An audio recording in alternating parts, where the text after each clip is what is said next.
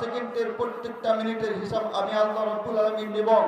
সেই দিন যদি বান্দা তোমার আমল নামাটা খালি হয়, যদি তোমার আমল নামায় নেক না থাকে, তোমার মা বাবার সামনে তুমি যে এরকম অন্যায় করলে, তোমার অভিভাবকের সামনে যে সময় তুমি কোনো অন্যায় কাজে লিপ্ত হও, তোমার অভিভাবক যে এরকম তোমাকে শাস্তির ব্যবস্থা করে থাকে, তুমি যদি সমাজের মধ্যে কোনো অন্যায় কাজে লিপ্ত হও, জেনা ধর্ষণ ব্যভিচারে লিপ্ত হও, এলাকার মাতব্বর মেম্বার চেয়ারম্যান যে এরকম শাস্তির ব্যবস্থা করে থাকে, গোলাম তুমি শুনে রেখো, আমি আল্লাহ রাব্বুল আলামিন তোমাকে হায়াত দিয়েছি শুধুমাত্র আমার গোলামি করার জন্য। হায়াতের জিন্দেগিতে যদি আমল না নিয়ে আসতে পারো, কিয়ামতের কঠিন ময়দানে যেই দিন মাথার আঘাত উপরে আমি আল্লাহ রাব্বুল আলামিন সূর্যটা দিয়ে দেব, জমিটা পুরো তামা হয়ে যাবে। তোমার মা তোমাকে কত মহব্বত করে, কিন্তু এই মহব্বত পাওয়ার পরেও আমি আল্লাহ রাব্বুল আলামিন তোমার মায়ের থেকে তোমাকে গোলাম বেশি মহব্বত করি।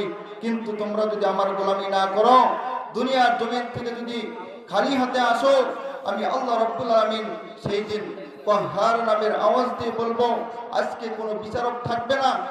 দুনিয়ার জমিনে অন্যায় করার পরেও, সুদ ঘুষ করে খাওয়ার পরেও, জেনা ব্যভিচার করার পরেও, অন্যায় কাজে লিপ্ত হওয়ার পরেও, সন্ত্রাসী করার পরেও, ডাকাতি করার পরেও, যে সময় বিচারের কাঠগড়ায় তোমাকে দাঁড় করানো হয়, বিচারের কাঠগড়ায় দাঁড়ায় উকিলকে, জজকে ঘুষ দিয়ে, পয়সা দিয়ে তুমি মুক্তি পেয়েছিলে, তোমার তোমার জামার বুতাম খুলে রাস্তায় ঘোরাফেরা করেছিলে।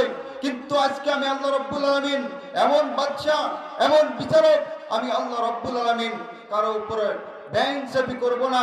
যদি তুমি সামান্য থেকে সামান্য ভালো করে থাকো, ওমাইয়া আমাল মিসকালা যাররাতিন খায়রান ইয়ারা ওমাইয়া আমাল মিসকালা যাররাতিন শাররান ইয়ারা, সামান্য থেকে সামান্য ভালো আমল যদি আমরা করে দিতে পারি, আল্লাহ রাব্বুল আলামিন বলেন গোলাম তোমাকে ওটা দেওয়া হবে।